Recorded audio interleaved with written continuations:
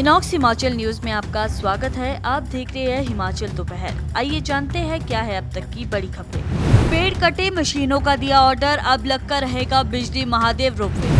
ब्यास पर बिजली प्रोजेक्ट लगाने के लिए होगा अध्ययन, ऊर्जा निदेशालय ने शुरू किया काम। छात्रों की सुरक्षा पहले, राजनीति बाद में, थुनाग विवाद पर नेगी का तीखा प्रहार। जॉब ट्रेनिंग के नाम पर युवाओं के साथ धोखा कर रही सरकार। फिर बरसेगा कहर, हिमाचल में भारी बारिश का अलर्ट जारी। आइए जानते हैं अब खबरें विस्तार से। बिजली महादेव रोपवे को लेकर कुल्लू में सियासी बयानबाजी तेज हो गई है। विधायक सुंदरलाल ठाकुर ने कहा कि रोपवे का काम अब रुकने वाला नहीं है। पेड़ों की कटाई पहले ही हो चुकी है और 100 करोड़ रुपए की मशीनों का ऑर्डर भी दिया जा चुका है। उन्होंने विरोधियों पर आरोप लगाते हुए कहा कि देवनीति की आड़ में वर्चस्व की राजनीति हो रही है, जबकि वर्षों से बिजली महादेव में लगे टावरों को हटाने की कोशिश नहीं की गई। विधायक ठाकुर ने कहा कि जो लोग आज रोपवे के विरोध में आंसू बहा रहे हैं, उनके पास अब कहने के लिए कुछ नहीं बचा। उन्होंने चेतावनी दी कि उन पर झूठे आरोप लगाने वालों के खिलाफ मानहानि का मुकदमा दायर करेंगे। कुछ एक मंदबुद्धि लोग है ना, मुझे ऐसा लग रहा है कि इनके बीच में वर्चस्व की लड़ाई है, जिसमें इन्होंने देवनीति को इस्तेमाल किया है। ऐसा कुछ नहीं है, मैं भी देवनीति का व्यक्ति हूँ। अगर कुछ बात होगी तो कारदार संघ के माध्यम से हम जो एक सबसे बड़ी संस्था है, जरूर बात करना चाहेंगे। लेकिन एक बहुत बड़ा प्रोजेक्ट है जिसके लिए हम कतई भी नहीं चाहेंगे। मैं पहले भी कह चुका हूँ कि 1% भी जो देवता कहेगा उसके बाहर नहीं जाएंगे हम। हिमाचल प्रदेश सरकार ने राज्य में जल विद्युत परियोजनाओं के पर्यावरणीय और सामाजिक प्रभावों को लेकर बड़ी पहल की है।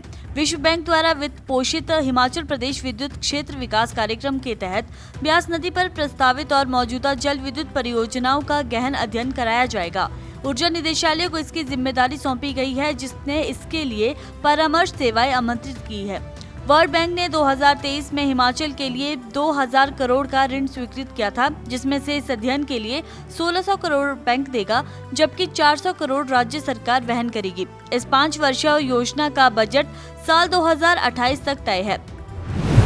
राजस्व मंत्री जगत सिंह नेगी ने थुनाग कॉलेज शिफ्टिंग विवाद को लेकर कहा कि चंद व्यापारियों को फायदा देने के लिए छात्रों को खतरे में नहीं डाला जा सकता। नेगी ने थुनाग में हुए विरोध प्रदर्शन को राष्ट्रीय ध्वज का अपमान बताया और कहा कि प्रदर्शन के दौरान भाजपा कार्यकर्ताओं और व्यापारियों ने उनकी गाड़ी को घेरा, उस पर चप्पल नुमा वस्तुएं फेंकी और काले कपड़े लहराए।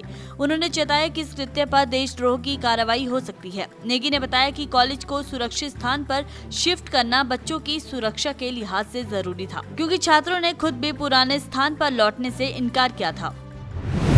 पूर्व वन मंत्री और वरिष्ठ भाजपा नेता राकेश पठानिया ने हिमाचल प्रदेश की कांग्रेस सरकार पर जॉब ट्रेनिंग पॉलिसी को लेकर बड़ा हमला बोला है। उन्होंने कहा कि ये पूरी योजना सिर्फ बेरोजगार युवाओं को भ्रमित करने और ठगने का नया तरीका है। उन्होंने इसे कांग्रेस सरकार का नया शकूफा बताते हुए कहा कि युवाओं को स्थायी रोजगार देने की बजाय सरकार उन्हें ट्रेनिंग और बार बार एग्जाम के चक्रव्यूह में धकेल रही है। पठानिया ने सवाल उठाया कि कांग्रेस ने चुनावों से पहले हर साल 1 लाख नौकरियां और कुल 5 लाख नौकरियां देने का वादा किया था, लेकिन आज ना कोई रोजगार मिला है और ना ही कोई ठोस नीति नजर आ रही है। मैं जो समझता हूँ कि जॉब ट्रेनिंग वाला भी, क्योंकि इस सरकार ने वादा किया था कि हम 5 लाख नौकरी देंगे और पहले साल में 1 लाख नौकरी देंगे, तो मुझे नहीं लगता कि 1000 नौकरी भी दे पाए। तो ये सब एक जो यूथ को, जो युवाओं को जो झूठ बोलने की ये परंपरा और याद कांग्रेस सरकार को पड़ गई है, ये उसी का एक शिकूबा हो रहा है। हिमाचल प्रदेश में एक बार फिर मौसम ने कहर बरपाना शुरू कर दिया है। मौसम विभाग ने 28 और 29 जुलाई को प्रदेश के कई हिस्सों में भारी से बहुत बारिश वर्षा की चेतावनी जारी की है। 28 जुलाई को कांगड़ा, मंडी, ऊना, बिलासपुर, शिमला और सिरमौर के लिए येलो अलर्ट जारी किया गया है, जबकि 29 जुलाई को कांगड़ा, मंडी, कुल्लू और शिमला में ऑरेंज अलर्ट लागू रहेगा। बारिश के कारण प्रदेश में तापमान में 2 से 5 डिग्री सेल्सियस की गिरावट आई है। वर्षा और भूस्खलन की वजह से मंडी में 131 सड़कें, कुल्लू में 46, कांगड़ा में 12, ऊना में 4, शिमला में 3, सिरमौर में 2 और चंबा व लाहौल स्पीति में 1-1 सड़कें अवरुद्ध है। कुल्लू में 47, मंडी में 24 और कांगड़ा में 4 ट्रांसफार्मर खराब है। वही 97 पेयजल योजनाएं प्रभावित हुई है, जिनमें से कांगड़ा की 59 और मंडी की 38 शामिल है।